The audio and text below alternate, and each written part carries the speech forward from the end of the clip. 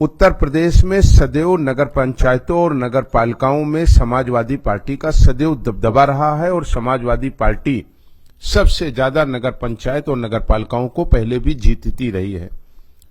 और अब जब उत्तर प्रदेश में लोग बजबजाती हुई नालियां, टूटी हुई सड़क, बंद नाले, मच्छरों का प्रकोप, बंद स्ट्रीट लाइट और यहां तक कि शहरों की बहुत बड़ी आबादी में झाड़ू भी नहीं लग पाई नगर पालिका के जहां मेयर्स थे और नगर पालिका अध्यक्ष थे, उनके खिलाफ और समाजवादी पार्टी के नेता आदरणीय अखिलेश यादव जी के उन विकास कार्यों को 12 से 17 को सामने रखते हुए उत्तर प्रदेश की जनता ने सीधे मन बनाया कि हम समाजवादी पार्टी को के पक्ष में मतदान करेंगे।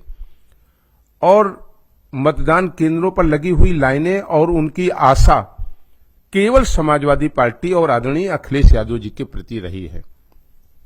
लेकिन आज जब लोगों को और सरकार को यह लग रहा है कि जनता ने समाजवादी पार्टी के पक्ष में मतदान किया है, तो जहां मतदान को कई तरीके से डिस्टर्ब करके मतदान प्रतिशत को कम करने का प्रयास किया गया, आप इसके गवाह हैं कि पूरे उत्तर प्रदेश में कई अल्पसंख्यक क्षेत्रों में, कई समाजवादी पार्टी के जहां मतदाता थे उन क्षेत्रों में, कहीं लाठीचार्ज करके, कहीं कार्यकर्ताओं को, कहीं जो हमारे मतदान के हमारे एजेंट्स थे उन्हें उठाकर थाने में आकारण बंद किया गया, जिससे कि जहां हमारा मतदाता भयभीत हो वहीं हमारा मतदान भी प्रभावित हो। इसके तमाम उपाय मतदान के पहले भी किए गए।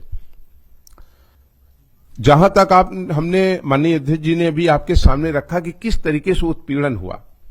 मेरे यहां रायबरेली में एक मोहल्ले में भारतीय जनता पार्टी की विधायिका के द्वारा पैसे बांटे जा रहे थे। मैंने इसकी कंप्लेन किया। टाइम था 6:40 और मैं जब वहां पहुंचा तो पूरी मीडिया के सामने, मीडिया के दबाव में 6:42 में विधायिका अपनी 10 गाड़ी से निकली और जो वीडियोग्राफी में आया पूरे प्रशासन ने देखा। मैं कंप्लेनर हूं, उनके ऊपर कोई मुकदमा नहीं लिखा गया, इसलिए कि 6 बजे के बाद प्रचार बंद हो गया था। उल्टा मेरे ऊपर मुकदमा लिख दिया गया कि आप यहां पर प्रचार कर रहे थे। हमारे कैंडिडेट के इलेक्शन एजेंट हमारे छोटे भाई थे। 48 घंटे पहले 200 फोर्स लगाकर हमें अपने घर पर पाबंद कर दिया गया विदाउट राइटिंग।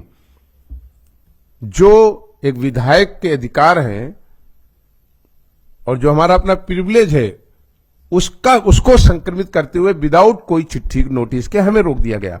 और तो हमें छोड़िए, मेरा कैंडिडेट बीमार था, आज भी बहुत बीमार है वो। इलेक्शन एजेंट हमारे छोटे भाई थे, इलेक्शन एजेंट को भी बिना कोई नोटिस दिए हुए वोटिंग के दिन नहीं निकलने दिया गया और चुनाव को प्रभावित करने का काम किया गया।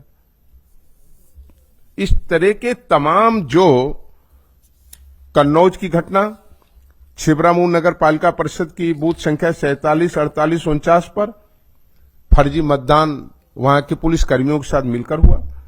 इसी तरह कन्नौज की गुरसाहे नगर पालिका परिषद में सत्ता पक्ष के नेताओं द्वारा पोलिंग डंप की गई।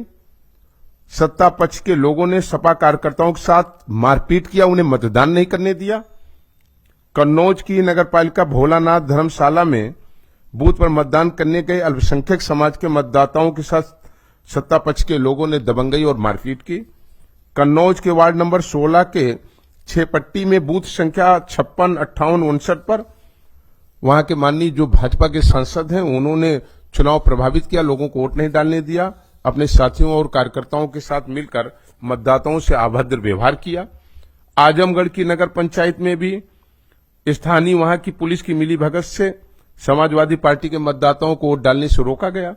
बुलंदशहर में नगर पालिका अध्यक्ष पद पर सपा की जो हमारी महिला प्रत्याशी थी अर्चना पांडे, आपने उनकी विजुअल देखी, वीडियो देखी। एक महिला अबला, देश की आधी आबादी, और जो बात सरकार करती है कि महिलाओं का सबसे बड़ा आदर करते हैं, क्या हुआ उनके साथ?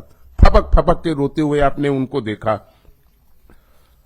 तो जो प्रदेश की तमाम चीजें हुई हैं उस पर हम कहेंगे भारत के संविधान में चुनाव आयोग की एक बहुत बड़ी महती और महत्वपूर्ण जिम्मेदारी है।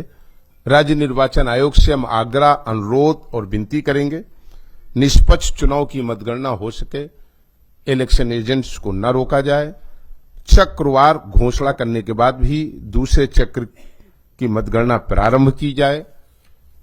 और मैं पूरी मजबूती और दावे से कहता हूं, उत्तर प्रदेश की जनता ने जो बड़ी संख्या में इस निकाय के चुनाव में प्रतिभाग किया है, उसने आदरणीय अखिलेश यादव जी के चेहरे, विकास और समाजवादी पार्टी की नीतियों और रीतियों पर उसने वोटिंग किया है।